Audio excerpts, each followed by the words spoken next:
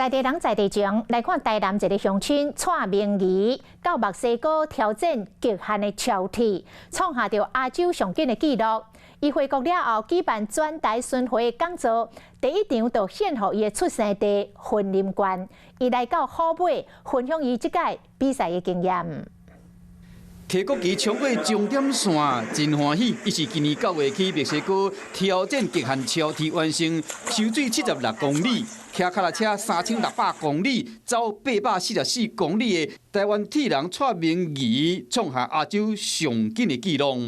全亚洲敢若即马有2个完成，我是超过迄个比马来西亚迄个。